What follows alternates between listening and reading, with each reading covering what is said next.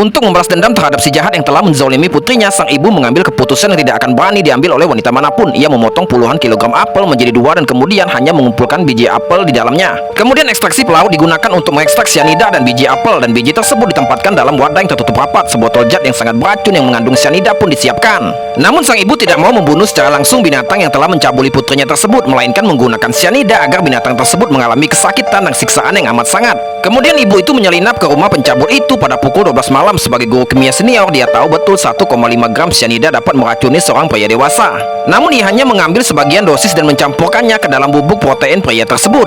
Bila seseorang meminum cyanida tanpa tindakan pencegahan apapun, mereka akan menjadi buta dan seluruh sistem saraf mereka akan menjadi tidak terkendali. Tetapi inilah yang diinginkan ibu itu. Ini hanyalah awal dari balas dendam sang ibu agar semua binatang yang telah memperkaos putrinya membayar dengan darah, dan sekaligus agar tidak tertangkap polisi, sang ibu menyusun rencana untuk mendapatkan yang terbaik. Dia terlihat membawa 10 kg apel dan menyelinap ke rumah pemerkaos lainnya. Kemudian dia memotong apel satu persatu dan dengan hati-hati menutup saluran pembuangan dengan biji apel. Setelah melakukan semua ini, sang ibu dengan sengaja mencari metode pembuatan narkoba di komputer. Alasan dia melakukan semua ini adalah untuk menjebak pembunuh yang telah memperkosa putrinya. Namun apa yang terjadi selanjutnya adalah kunci balas dendam itu. Dia mengeluarkan korek api dan menyalakan alarm asap kebakaran. Ketika polisi tiba, mereka tentu saja menemukan lokasi pembuatan narkoba. Pria itu akhirnya dijatuhi hukuman penjara seumur hidup, tetapi hal itu tetap tidak dapat meredakan kebencian di hatinya. Maka datanglah sang ibu ke rumah sakit dan dengan sengaja mengupas apel di pria itu. Namun karena ia lumpuh akibat racun binatang itu, hanya bisa melihat orang yang ingin dibunuhnya tetapi tidak bisa. Sang ibu hampir marah kepadanya yang menganiaya putrinya, dan akhirnya ia memperlihatkan senyuman yang telah lama hilang.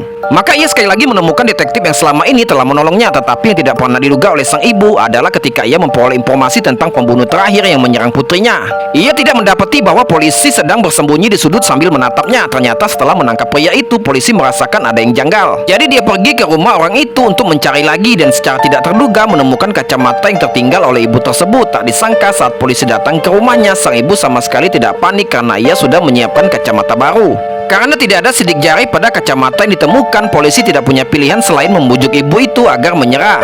Namun pembunuh terakhir bukan hanya seorang pemerkosa tetapi juga seorang iblis. Ia ingin membalas dendam terhadap komplotannya. Pria itu harus membunuh seluruh keluarga ibu tersebut.